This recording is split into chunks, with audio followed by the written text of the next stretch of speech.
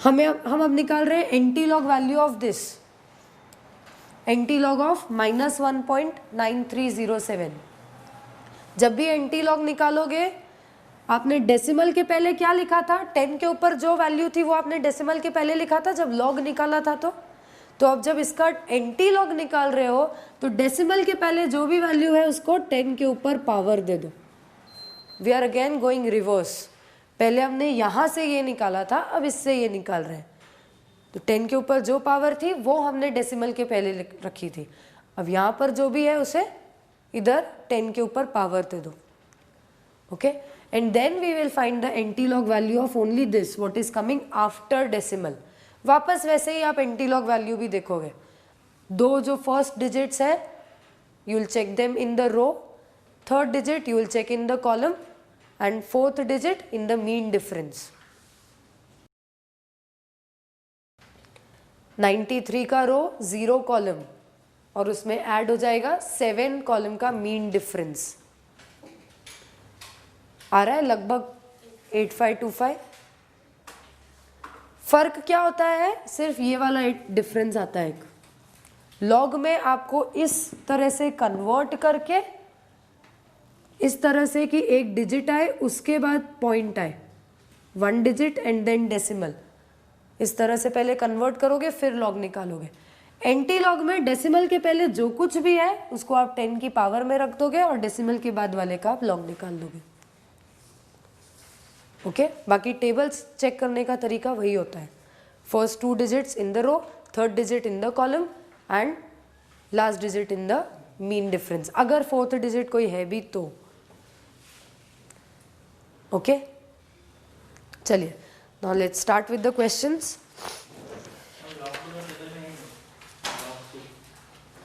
Log 2 नहीं है ना, 20 देखना पड़ेगा, 2.000।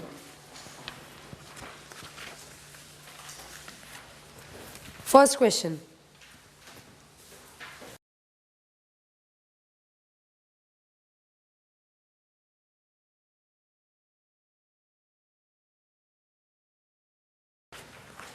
read the first question.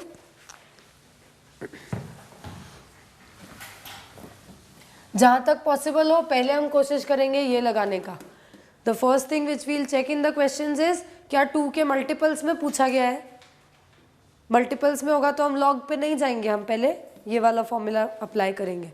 अगर 2 के मल्टीपल्स में नहीं है तब हमारे पास कोई और ऑप्शन नहीं है, तभी हम सिर्फ इक्वेशन वाले इस पे जाएंगे। Question number 1.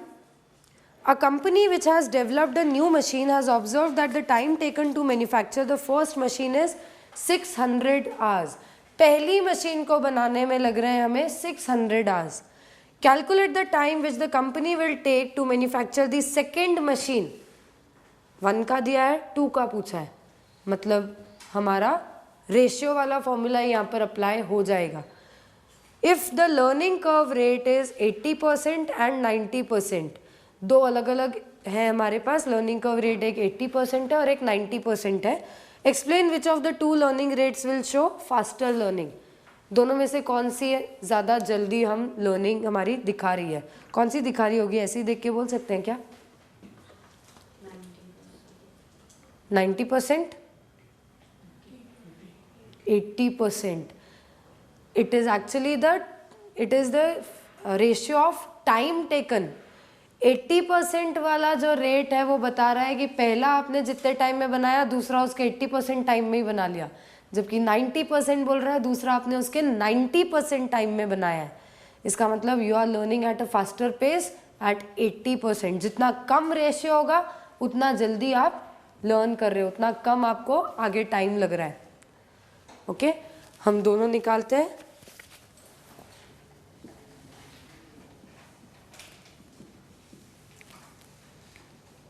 Learning ratio is given as 80% and 90%.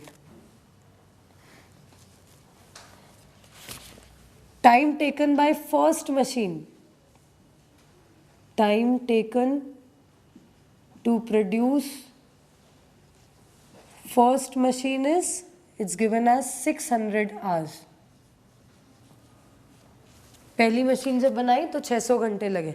So when we will produce 2 machines, average time taken हमारा कितना हो जाएगा?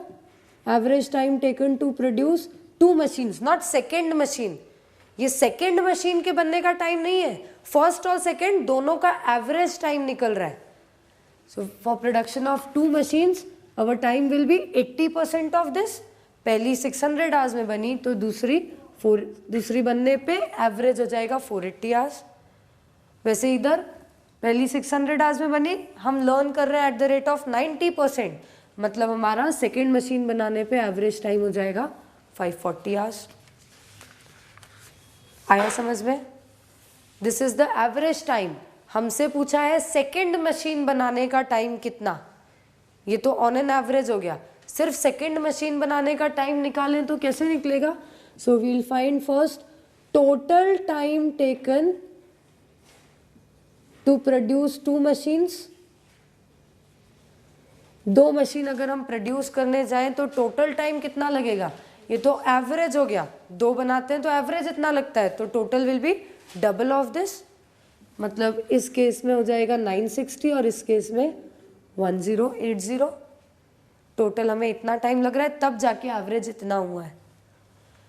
टोटल टाइम 960 लग रहा है 2 मशीन बनने में, पहली मशीन बनने में ही लगे थे 600 घंटे, तो सेकेंड मशीन बनने में कितना टाइम लगेगा? Time taken to produce only the second machine. 960 में से 600 तो फर्स्ट मशीन के प्रोडक्शन में ही चले गए, तो बाकी के 360 बचे सेकेंड मशीन में। वैसे ही 1080 में से 600 फर्स्ट मशीन में लग गए, तो बाकी 480 सेकेंड मशीन में लगे।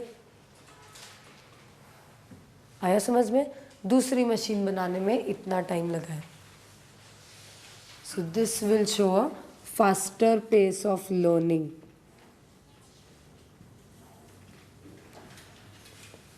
सेकेंड मशीन इस केस में जल्दी बन गई, इस केस में ज़्यादा टाइम लगा है। Any doubts? जो पहली बार कर रहे हैं समझ में आ रहा है? Read the second question.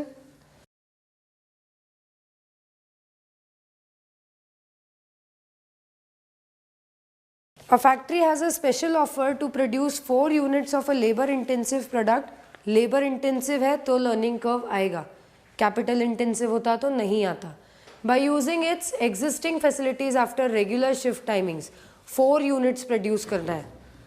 The product can be produced by using only overtime hours which entail normal rate plus 25%.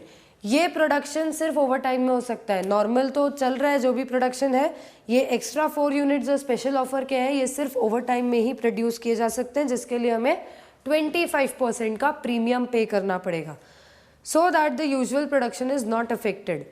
2 workers are interested in taking up this additional job every evening after their usual shift is over. We have 2 alternative workers जो तैयार हैं ये job करने के लिए। One is an experienced man who has been working on a similar product. His normal wages are ₹48 per hour. एक worker है जो ऑलरेडी एक्सपीरियंसड है, जो पहले भी इसके जैसा ही कोई प्रोडक्ट बना चुका है, उसका वेज रेट दिया हुआ है हमें 48 per hour. The other worker is a new person who earns 42 per hour as normal wages. He can be safely considered to have a learning curve ratio of 90% for this work. बोला गया है जो दूसरा आदमी है वो नया है, वो पहली बार ये काम कर रहा है, उसका वेज रेट है 42 और हम उसका 90% का लर्निंग रेशियो अज्यूम कर सकते हैं। The company wants to minimize labor cost for the order and only one person is to be chosen for the job. सिर्फ एक ही आदमी हमें चूज करना है जॉब के लिए, दोनों मिलकर नहीं कर सकते, दोनों में से कोई एक ही करेगा और लेबर कॉस्ट हमें मिनिमाइज करना है, तो जितना कम कॉस्टिंग होगा उतना हमारे लिए बेनिफिशियल। तो नहीं भी बोलते तो भी हम चॉइस इसी बेसिस पे करते हैं।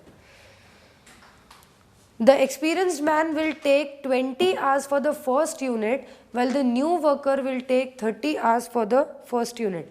जो ऑलरेडी एक्सपीरियंस्ड है, he is already learned, उसको ऑलरेडी एक्सपीरियंस है, वो चीज़ वैसा ही प्रोडक्ट बनाने का, उसको पहला यूनिट बनाने में 20 घंटे लगेंगे, उसका कोई लर्निंग रेशियो हमें नहीं दिया हुआ है, मतलब उसका टाइम टेकन रिड्यूस नहीं होगा आप एक्स्ट्रा प्रोडक्शन भी करोगे तो, because he is already experienced on the same kind of thing, वो ऑलरेडी कम टाइम में ही बना रहा है, so there is always a restriction ना, उससे ज़्यादा रिड्यूस नहीं हो सकता है, थोड़ा मिनिमम टाइम तो लगेगा ही लगेगा, that minimum is given as 20।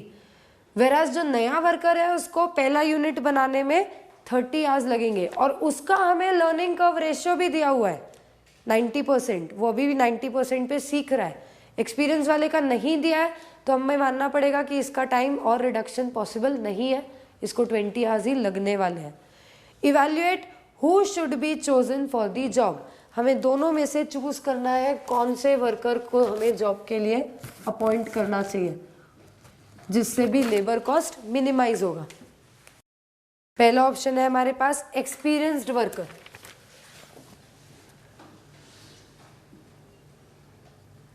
Experienced worker no learning effect is applicable, क्योंकि हमें दिया ही नहीं है कोई लर्निंग रेशियो।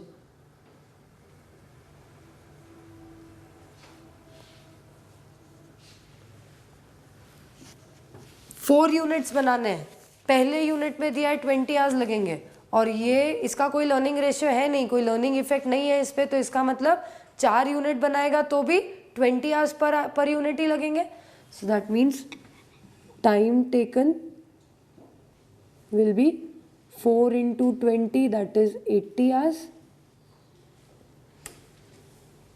वेज रेट जो एप्लीकेबल होगा वो है, इसको हम पे करते हैं 48 रुपीज़ पर आवर, और इसके ऊपर भी ओवर टाइम प्रीमियम लग जाएगा, ये तो नॉर्मल वेजेस है, 25% का ओवर टाइम प्रीमियम लगेगा, दैट मीन्स 60 पर आवर हो जाएगा, multiplied by, okay this is only the rate, so rate is 48 plus 25% no 60 per hour, ये इसका रेट हो जाएगा, so we can say total labour cost will be 60 into 80, that is 4800। अगर experience worker से हम काम कराते हैं तो 4800 रुपीज़ में हमारा ये जॉब हो जाएगा।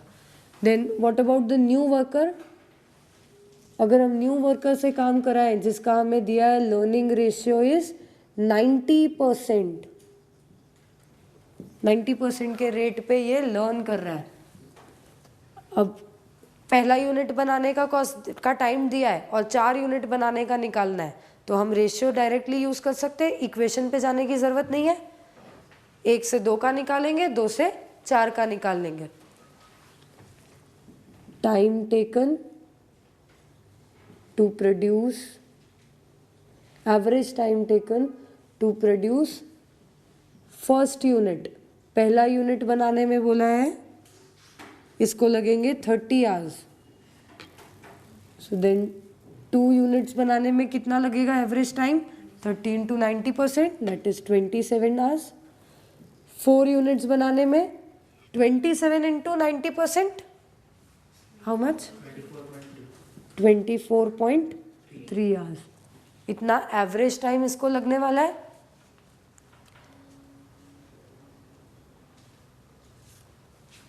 This is the average time for 4 units, तो हम बोल सकते हैं total time taken by new worker for this job, it will be 24.3 into 4, that is 97.2 hours, total 4 unit बनाने में उसको इतना टाइम लगेगा।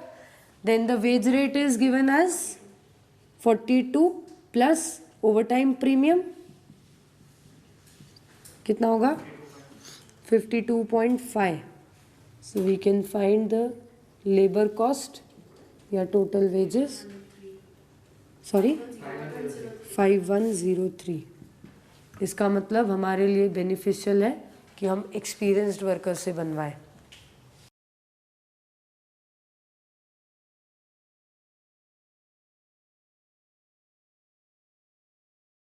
ये लिख के रीड द नेक्स्ट क्वेश्चन।